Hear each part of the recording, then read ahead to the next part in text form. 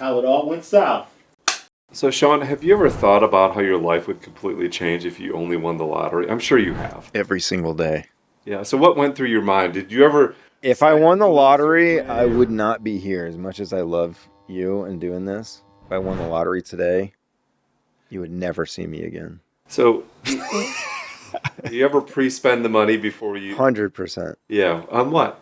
I'm not one of those guys that would have like an 18,000 square foot house. Yeah. I wouldn't do that with like gold toilets and stuff. I would have a really cool house in the Pacific Northwest somewhere in like an awesome setting. We'd be able to not hear about that anymore from you. What do you mean? We'd buy your silence by you finally moving out to the Pacific Northwest. Oh, for sure. Yeah, but me moving out. You win the lottery. me moving out to the Pacific Northwest like tomorrow is much different than if I won the lottery and moved there. Now let me ask you: have you thought of the amount that would I'd be happy with this amount, but if it was just $1 million, okay, that's not so interesting. Do you ever put that? Because we're thrown with these big numbers every week. Yeah. It's like now in the billions, and there's Powerball and Mega Millions. Like we see it on the billboards on the highway, right? Yeah, I haven't caught myself, or I haven't thought about it in that way of like, well, I would need this much to feel comfortable, or like that I've succeeded, in life. But I have caught myself driving past one of those billboards and you see like, oh, it's at 228 million. I better play. Yeah. It starts at 40 million. Yeah, I know, right? And it feels like and 40 million's like it's reset. That's nothing. $40 million after taxes. I will take $20 million and you'll again, like Sean who? I go to bed before they do the drawing at night, and I imagine that I'll wake up in the morning and it's going to be gold. I don't match a damn one number. Yeah. It never fails with me. I'm not even close ever. Yeah, and I've tried to get into like the is it better to do the quick pick? Is it better to pick your own numbers and stick with the same number? You always there's no system. It always seems like it's someone in California and it's a guy who's 80 years old, half 1 foot in the grave, and he wins $600 million. And here's me, young and spry and like ready to go spend shit. I'm ready to hit the clubs and with Mai Tais, Lamborghinis. Never. Then this episode is going to be perfect for you. A cool $1 million, you'd be okay with that. I would be cool with a cool 100. Hand me $100 right now. I'm not going to retire, but I'm going to be happy. Okay. Well, if I give you $100 if you stop talking about the Pacific Northwest. You brought it up. Okay. We've heard these stories of lottery winners where it just has not gone well. And before we get into to today's story, here's a few that I've picked up on. Winning the lottery did not end well for a number of people. There's some really famous lottery winners in the States. I'm going to just give you a couple before we get into today's story. So one is David Lee Edwards. He was one of the winners of a $280 million jackpot, and his cut after taxes was a cool $27 million. He was also a convicted felon, and he lost it all. He ended up living in a storage unit, and he died at the age of 58. Just really terrible. He won 100 and how much? He was one of the winners of a $280 million jackpot, and his cut was $27 million. I was going to say, wow, Uncle Sam took his share and then some. This one is, I think, I remember this guy. This guy is it's terrible, but he's a legend. His name's Jack Whitaker. Yeah. He won $314 million in 2002 playing Powerball and took the lump sum, so he had $113 million after taxes. He was already worth $17 million when he won. And it seemed like he was a lucky guy, right? You remember this guy. He had the cowboy hat, pulling up in limos.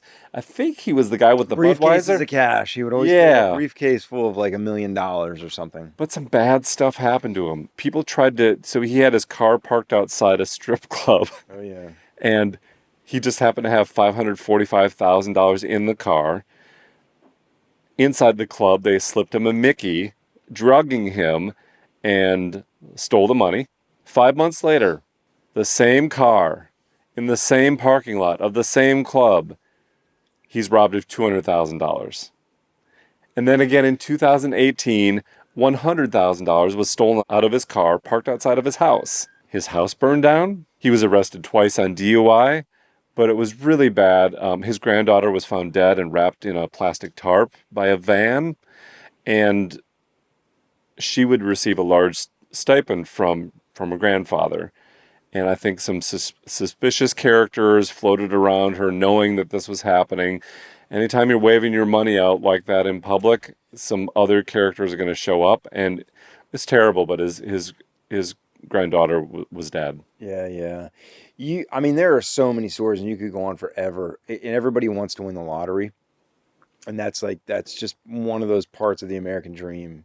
But so many people, their life is so much worse off Yeah. after winning the lottery. Almost like, I'm good. Like I can pay the bills and like Yeah. feed my family.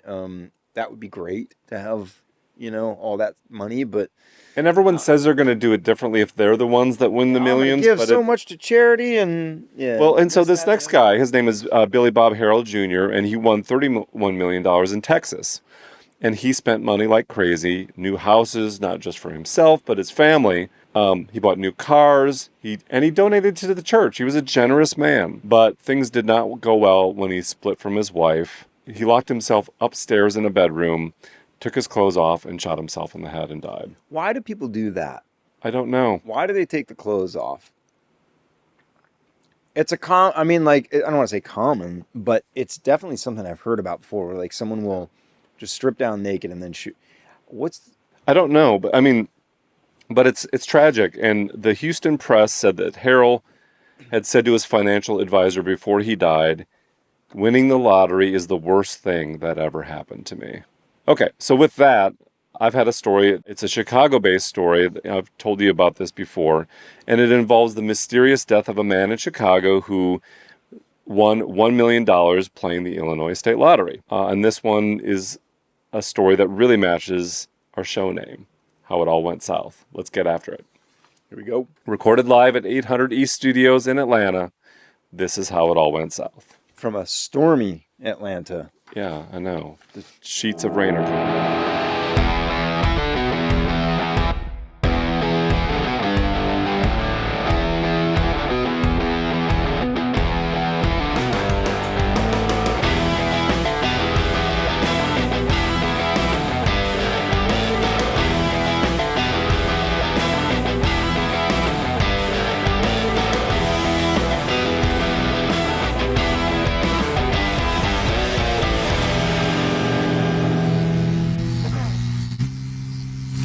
Urooj Khan was living in the American dream. He was an immigrant from India and had opened up a series of dry cleaners in Chicago. And with his business partner, he even owned some condos in the area. He had been from a large Indian family and immigrated to Chicago after some siblings had arrived here. Khan had a particularly fun thing he loved to do each week, something that many of us do. He loved to play the lottery. And one day, in March 2012, he actually won. And not just the $5 scratch-off type of win, but he won $1 million. And he was not shy about his excitement, showing up on television, at the convenience store where he bought the original ticket at. He had bought 2 tickets that day, actually, and the amount he would receive after taxes would be $425,000. And the check was cut and on his way to him. Now, Illinois is one of the states that does not allow lottery winners to remain anonymous in public, so the public would know that he had won the $1 million prize. And even though he did some press, lottery spokesman Mike Lang said, "We do several news conferences a month for various amounts." Now, what's interesting is Urooj had taken the pilgrimage to Mecca in 2010 and had sworn off gambling. But then he changed his mind in 2012 and struck gold with his $1 million score. But it would be short-lived, as just 2 months later, Urooj Khan will be dead of natural causes the day after he had received his lottery winnings. Some luck. Yeah, he was in cardiac arrest when the emergency crews arrived and CPR was administered. I actually have the Chicago Fire Department report here. It says, 46-year-old male in cardiac arrest when we arrived. He was laying on his back, and, there was no hint of anything gone wrong here. Didn't Alanis Morissette sing about that very thing? Yeah. In the song Ironic, right? Mm-hmm. How ironic. You win the lottery and die the next day. That's right. If you play it backwards, it says Urooj Khan. Wouldn't that be something? So the new American dream, the one we all have to strike it rich, had died when he died. The medical examiner had ruled that he had died from natural causes, the hardening of the arteries, they said, and there was nothing to indicate that it was anything else except natural causes. And because of that, they did not do a full autopsy, because that was in keeping with the medical examiner's policy. So one of the family members who had kept their identity hidden to the public begged the examiners to take another look at the cause of death. But why? On September 11th, 2012, a toxicology workup was done on Urooj's blood, and they found cyanide in his blood, enough of the deadly poison to kill him, and Chicago police were notified. With the new information, the medical examiner's office received additional results that showed Khan had died of a lethal dose of cyanide in his system at the time of death, well in the range to cause death. The report describes cyanide as a potent, rapidly acting poison and its toxic effects and inability to effectively use oxygen. So that just killed him right there. After that report, they went to court and filed an order to exhume the body. And I have that order right here. They needed to exhume the body, and unfortunately, because they couldn't determine how the cyanide got in his body, they had to. So under Muslim tradition, the body is not embalmed, Right. so it was in a deep state of decomposition. Yeah. And so they didn't really have a whole lot to go on. Yeah, but I guess my question would be like, how would cyanide get in your system ever unless you ingested it intentionally? Like, is cyanide in anything? It's deadly, right? So unless someone poisoned you with it, Correct. or you took it yourself to commit suicide, how else would you ever get it in your system? Yeah, I mean, following the external examination of the body and subsequent burial, the office was informed that the death may not have been due to natural causes, so comprehensive toxicological analysis was ordered, and they found the cyanide in his blood. And like I said, there was nothing that they deemed, that was going to throw a red flag initially. So we've got all these reports. I was able to pull these from the Chicago court systems and medical examiner's office. It's actually really fascinating to look at those results. They also tested for all kinds of other chemicals like arsenic, and it was definitely cyanide that was the big red thing. And that doesn't stay in your system, which is the other problem with this. So even though you ingested it, it goes away quickly. So as they exhume the body, the remnants start to disappear. And that feels very specific. It feels very planned, if you will. Sure. Yeah. In the final autopsy report, since cyanide affects oxygen utilization in the tissues, it follows logically that a natural disease process that already limits blood flow to the heart could render an individual particularly susceptible to death due to this toxin, meaning he already had hardening of the arteries. You add cyanide on top of it with the oxygen level, and you're dead. You gone. Yeah. So the final autopsy report was issued in February 2013. And we'll get into exactly what happened next right after this break. All right, we're back. His now widow Shabana was interviewed by authorities in late 2012, but she was never arrested. A search warrant was issued at their home, which had been the residence of Urooj Khan, Shabana Ansari, his wife, her father, and Khan's daughter from another marriage, Jasmine. Shabana said publicly, "I want the truth to come out in the investigation, the sooner the better.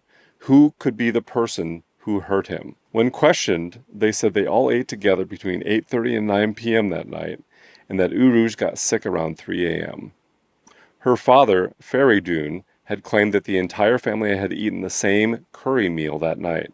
Now, this unidentified family member, the same one that had told medical examiners to take another look at the cause of death, said Urooj threw up blood, and a heart attack does not make you do that. And he died winning the lottery. We knew something wasn't right. So this is why this unidentified family member spoke up, because this should not happen. Well, yeah, it's a little too many things happening at one time, and you add into lottery winnings, yeah, that kind of pushes it over the suspect line.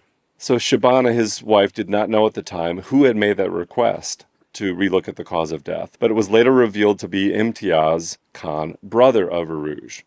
He publicly questioned the investigation in 2017 in a feature in the Chicago Tribune. He said, "I kept saying he didn't die by heart attack. It was a murder. Can you please check it?" Now, Mohammed Zaman, Urooj's brother-in-law, told NBC5 in Chicago that Urooj's daughter from his first marriage, Jasmine, was not happy in the house and she was very depressed. He said she was not comfortable living here.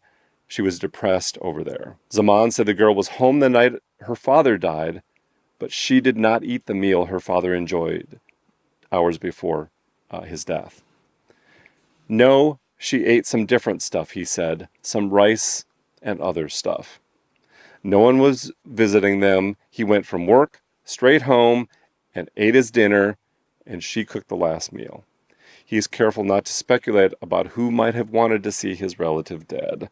I cannot say that, no, I cannot point to anybody. So that's what he said in front of TV cameras. So Zaman was married to Khan's sister Miraj, who then said that Urooj's wife, Shabani Ansari, was a vegetarian and would not have eaten lamb curry along with the rest of the family that night. So that's two people that potentially did not have that meal. This is like a played out episode, or like a game of Clue, where you're slowly eliminating or adding suspects to the list. The Daily Mail said that a police source said that Shabana and Jasmine did not touch that meal that night. Shabana in the study with the lamb curry. So the big question is who would get the inheritance, right? Now that he was gone. Before he married Shabana, he was married previously. His first wife was Maria Rabadon, now Jones, and he made her sign a prenup in advance of their marriage in 1992. He would get the kids if a divorce happened, and they would be raised Muslim. Now, Maria alleged that Urooj Khan had threatened to kill her and her daughter if she filed for divorce, and that Khan had threatened her son from another marriage, and he was removed from their home at the time they were together. The Chicago Tribune reported that she had filed for protection at the time. And this is, again, pre-lottery winnings, but things got worse for Khan at that time when he was arrested for credit card tampering in 1998 when he worked at a gas station. But after the divorce, he restarted his life and he remarried to Shabana Ansari. His new dry cleaning business started to take off. Now, a new twist in the case was revealed on February 8, 2013, when the Chicago Tribune reported that Urooj Khan had signed a deal with his business partner that would give Khan's share of the dry cleaning business to Khan's wife, Shabana. But Khan died without a will. With his real estate and business holdings and now the lottery winnings, Khan's estimated fortune was now approximately $2 million. But with the business assets separated, the amount was planned to go to his new widow, Shabana, but not his daughter, Jasmine, from the first marriage. So there's a family dynamic that's happening with all these things, and we're not really sure how it's all connecting. My eyes on Jasmine. That's who I think. So things got more interesting when Khan's original wife, Maria, the one that I talked about earlier, discovered that Jasmine, her daughter, that she had with Urooj, was living in Chicago. Because during their divorce, Khan had told her that their daughter Jasmine would live in India.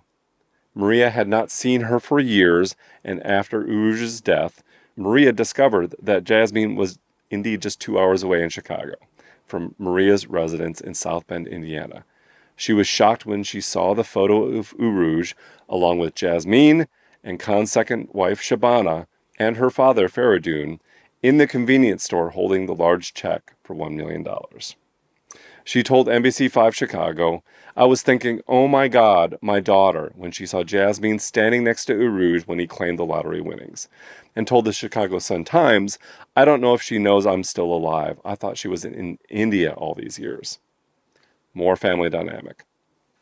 So Khan's sister, Miraj, filed an emergency motion in April 2013 to stop the singular payout to Khan's widow, Shabana, which would now exclude Khan's daughter, Jasmine, who is now staying with Miraj, her mother. Miraj accused Shabana of this quick sale and agreement in order to secure all the money for herself. If the business and real estate assets were removed from the total of Khan's estate, then his former wife Shabana and daughter Jasmine would be splitting the remainder, now only valued at $680,000. So police, of course, questioned Shabana about the death of her husband, but no arrests were made. Additionally, Khan's daughter and father-in-law Faridun were questioned in the years since. So Shabana's father, Faridun, they found out owed $120,000 in back taxes to the IRS, and they attempted to put a lien on Urooj Khan's property to collect. Long story short, the suit between Khan's widow and his estate was settled. Jasmine got $140,000 from her father's lottery winnings and his 5 condos.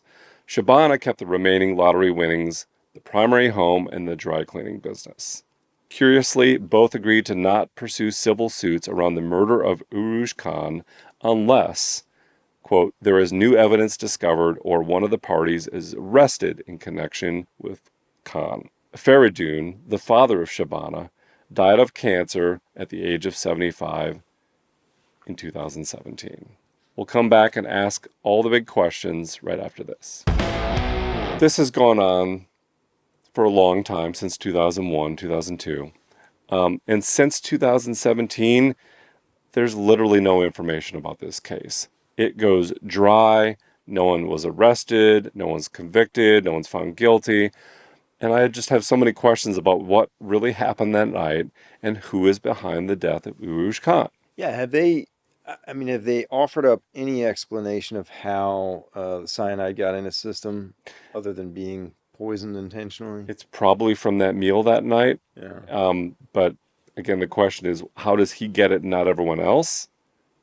Well, I mean, if you're feeding a whole And family a meal and you're going to poison one person. Well, then you hear that 2 of the family members didn't actually partake in the same Right. meal.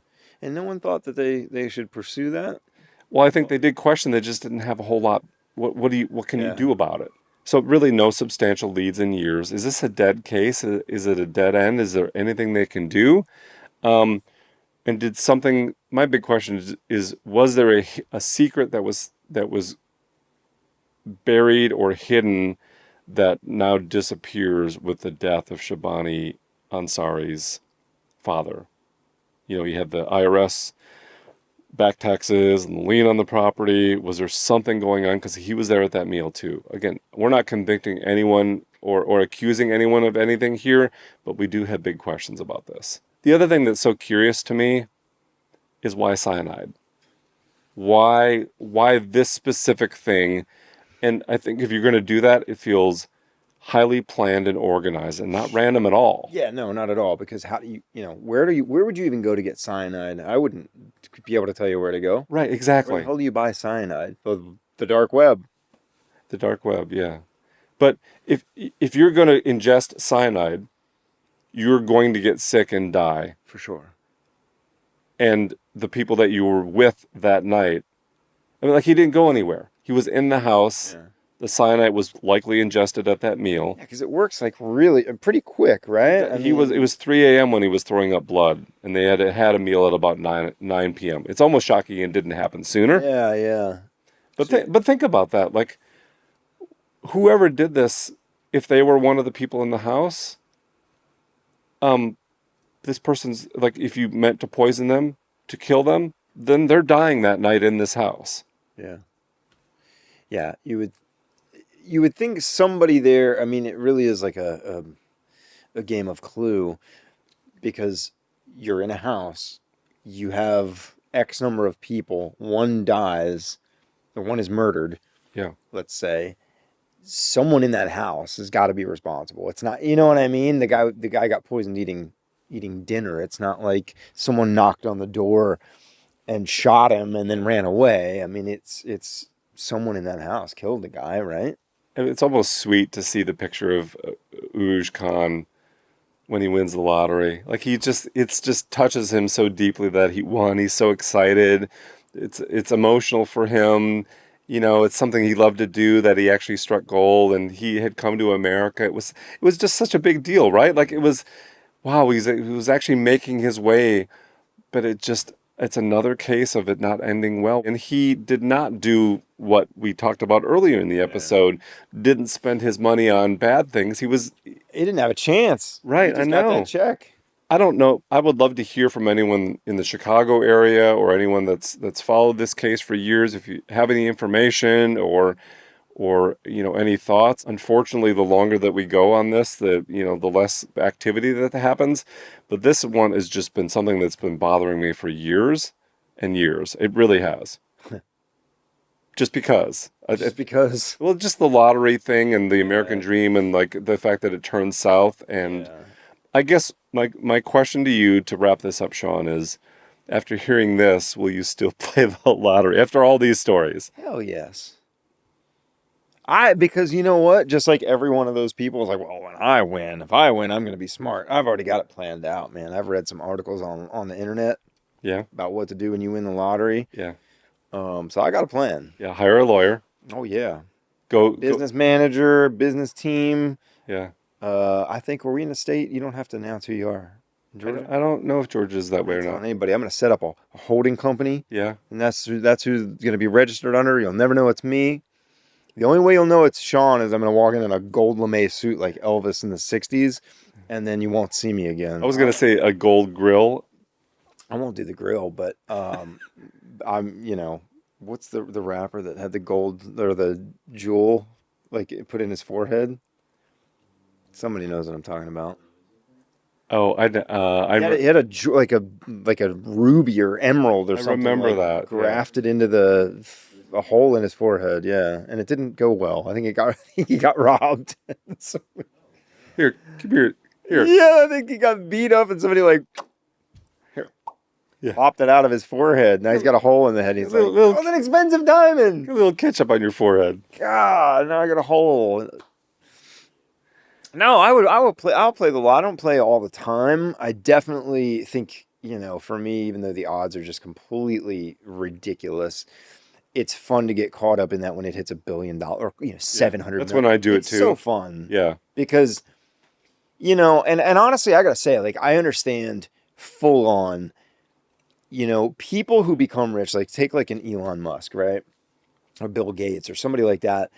They in the big picture, it might be pretty quick. It might seem pretty quick how they amass those fortunes, but it's not. There's there's years of work, and they make a little, and they gradually have more money, and you acclimate to that level of success and responsibility and what it means to have that much money and a team and the people that you can trust. You win $800 million tomorrow, you go from normal average life, and some people it might even be, you could be living in a trailer park. Yeah. And you know what I mean? And just on the wrong side of town, and you're worried about how you're going to pay your electric bill. And all of a sudden you got $600 million or $350 million after taxes. That most people are not wired to handle. And you have no clue how to handle that. You don't know who to trust. Yeah, and everyone is coming out of the woodwork. Yeah, and I don't really love the laws where they say they have to identify you. I don't understand why that is, other than they're trying to be transparent so that they know that the money was given to someone.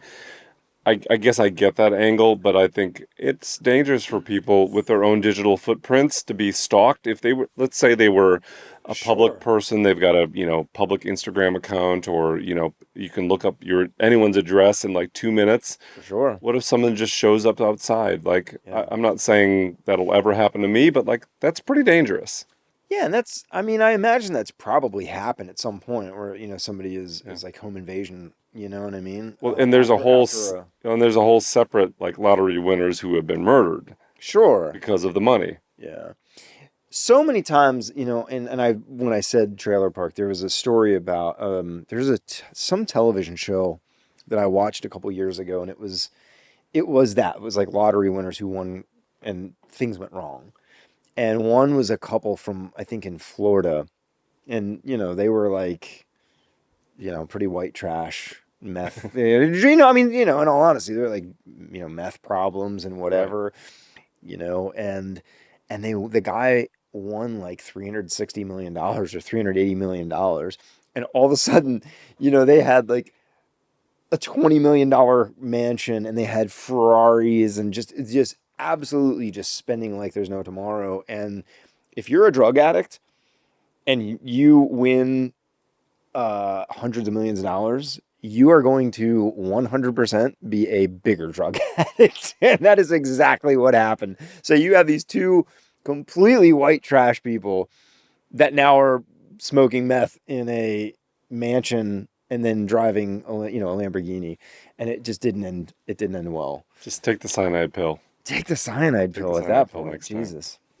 All right. Well, that's a wrap. We appreciate it. How it all went south. We'll see you next time. Yep. Check us out on social media at How It All Went South. If you're not watching along on YouTube, join us there. And until next time, buddy. Yeah. Cheers. Cheers. Cheers.